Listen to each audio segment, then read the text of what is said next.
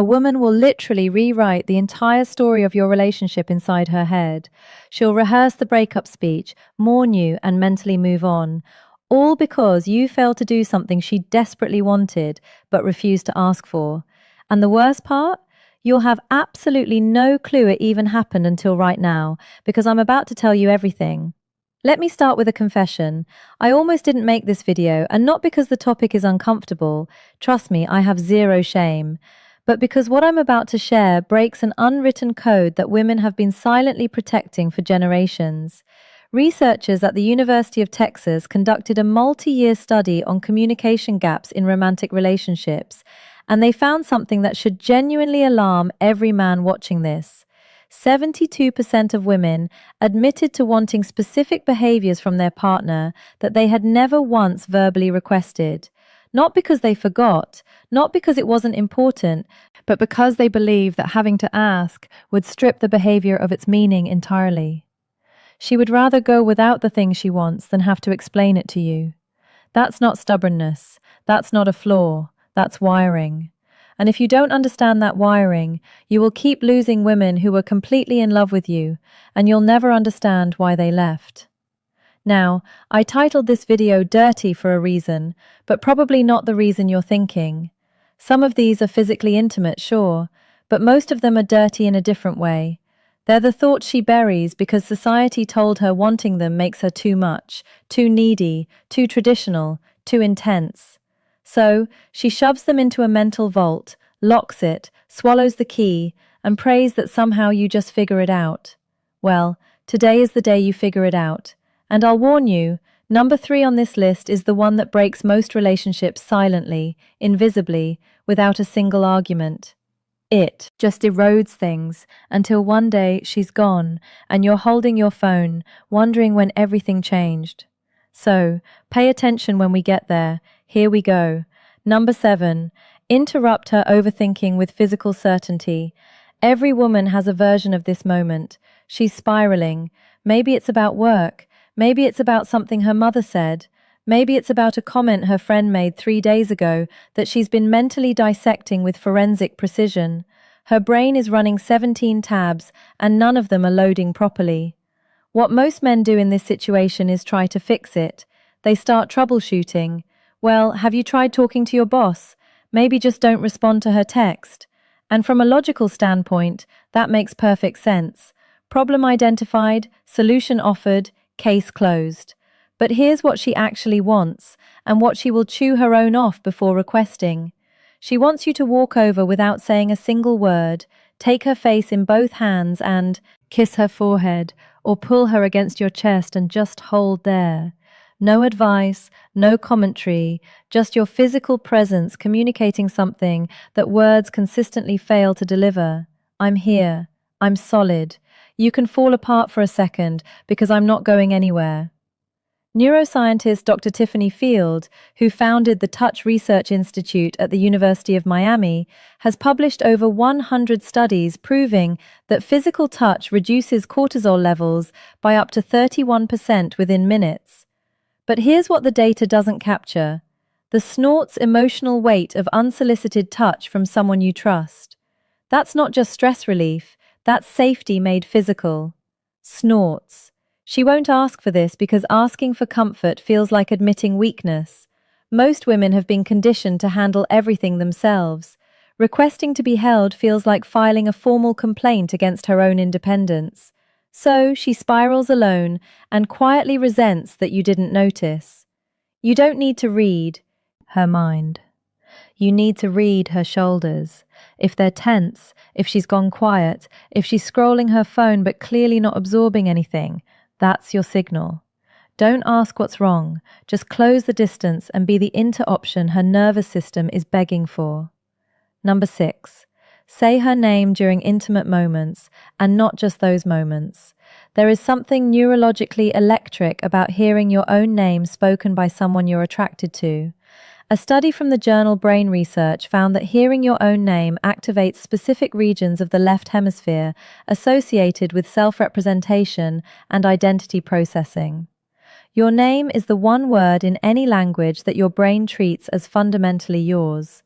Now, apply that to intimacy. Not just physical intimacy, though. Yes, absolutely that. But also the quiet moments when you're cooking together and he says your name before asking you to hand him the salt. When you're walking ahead of him and he calls your name just to make you turn around so he can look at you. When he's telling a story to his friends and says, "So then Sarah turns to me." And the fact that she exists in his narrative by name, not as my girlfriend or she, but as her. Most men default to pet names, babe, baby, hun. Those are warm and familiar, but also generic. Every woman he's ever dated was probably babe at some point. Her name, though, that's exclusively hers. And when you use it in a moment of intensity, a whispered confession, a heated argument, where you stop and say her actual name, a moment of closeness where her is the only word you can manage, that creates a response that pet names simply cannot replicate. She'll never ask you to use her name more often because that would make it feel manufactured. The power is that it feels instinctive, like you're so consumed by her specifically that her name is the word your brain reaches for automatically. Number 5. Handle another man's attention toward her with calm dominance, not reactive jealousy. This one is spicy, and I know it's going to trigger some debate, so let me be precise. She does not want you to start a fight or make a scene. That's not attractive, that's a liability. But she also doesn't want you to be completely unbothered. If another man is clearly flirting with her, and you just sit there sipping your drink with zero reaction, she registers that. And what she registers is not, "Wow, he's so secure." What she registers is, "He doesn't care enough to respond." The sweet spot is calm, measured possessiveness. You walk over, you place your hand on her lower back, you look the other guy in the eye with completely relaxed confidence that says, "I see exactly what you're doing and I'm not even slightly threatened, but she's with me and we both know it." Maybe you extend a handshake, maybe you introduce yourself, maybe you simply redirect the conversation with a casual smile that communicates absolute ownership of the situation. Evolutionary psychologist Dr. David Buss found that women consistently rated proportional mate guarding as attractive. The key word is proportional. Too much and she feels controlled. Too little and she feels undervalued. But that middle ground where you acknowledge the situation without being destabilized by it, that is profoundly attractive on both a conscious and subconscious level. The dirty part, she might even enjoy the moment a little. Not because she wants to make you jealous, but because your response tells her everything about your confidence, your investment, and your willingness to claim her without caging her. That distinction, claiming versus caging, is where most guys get it catastrophically wrong. Number 4, take something off her plate without announcing it. This is the silent killer of female attraction, and almost nobody is talking about it. The American Psychological Association's 2023 Stress in America survey found that women reported significantly higher levels of chronic stress than men across every measured category: work, family, household management, emotional labor, logistics, scheduling. She is running an invisible project management system in her head at all times, and most of it goes completely unnoticed. She wants you to identify one thing on her mental checklist without her having to delegate it, and just handle it quietly, completely, without expecting a parade. The car needs an oil change. It's done. She mentioned the kitchen faucet is dripping. Fixed by the time she gets home. She's been stressing about groceries. The fridge is stocked. Not. Because she asked. Because you paid attention and acted. Researcher Eve Rodsky calls this cognitive labor in her book Fair Play. Her research shows that in most heterosexual relationships, women carry roughly 70% of this invisible workload. And the exhaustion isn't from the tasks themselves, it's from being the only person who remembers that the tasks exist. When a man proactively handles something without being told, it creates a wave of relief and attraction that is almost embarrassingly powerful. She feels genuinely cared for. Not because the task was hard, because the noticing was rare. She'll never ask you to do this, because asking you to take something off her plate is ironically another thing on her plate.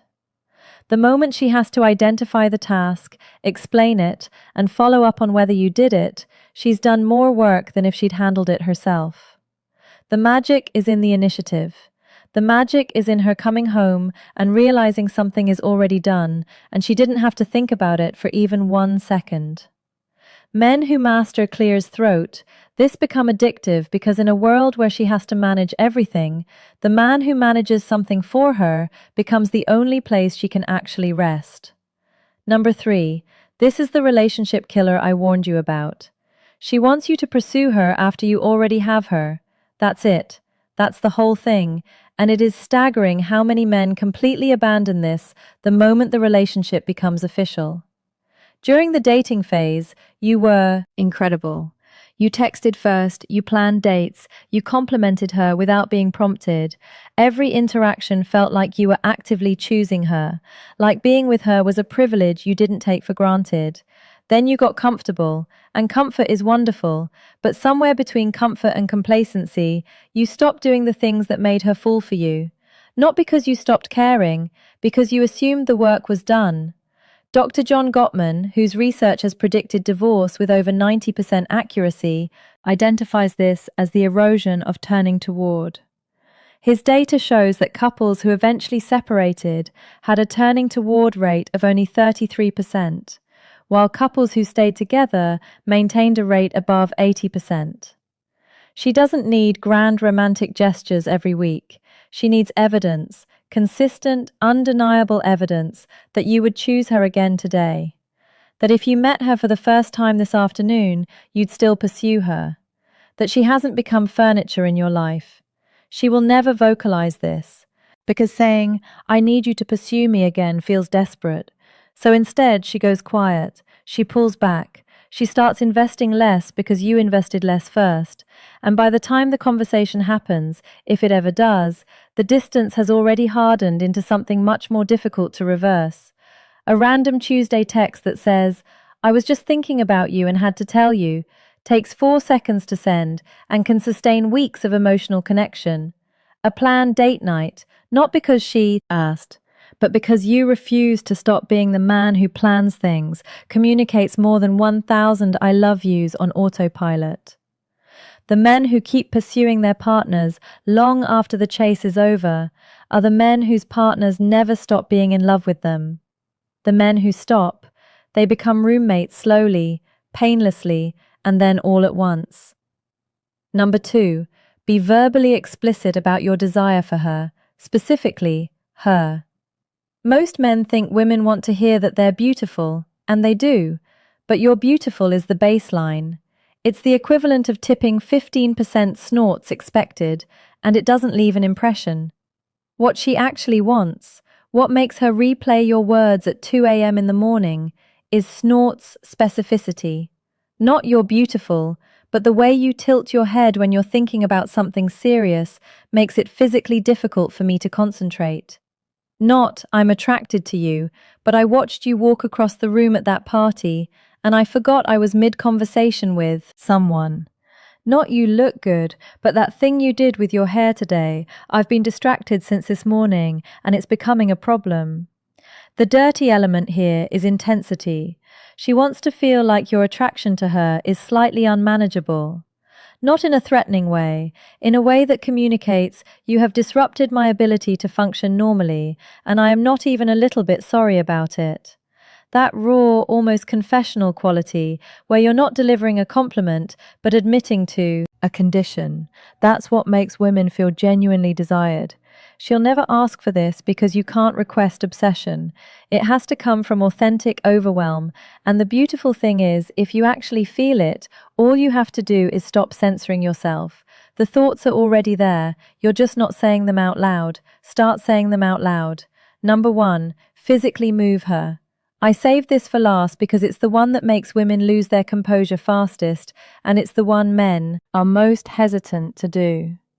She wants you to physically guide her, move her, reposition her with confidence and without asking first. Hand on her waist, steering her to the other side of the sidewalk so she's not walking next to traffic. Fingers lace through hers, pulling her in a different direction because you spotted something you want to show her. Palm against her lower back, guiding her through a doorway. Hand on her thigh under the table. Not groping, not performing, just present. Standing behind her, both hands on her hips, gently turning her towards something.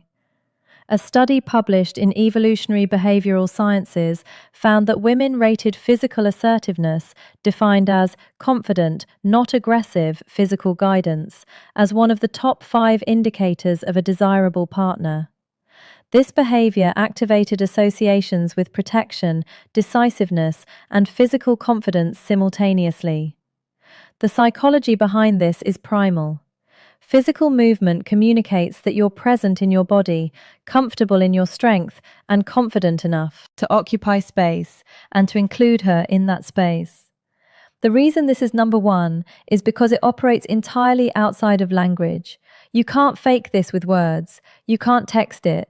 It only exists in real time, in the electricity of physical proximity, and the confidence to close that distance without hesitation. She will never say, "I wish you would just grab me and move me where you want me."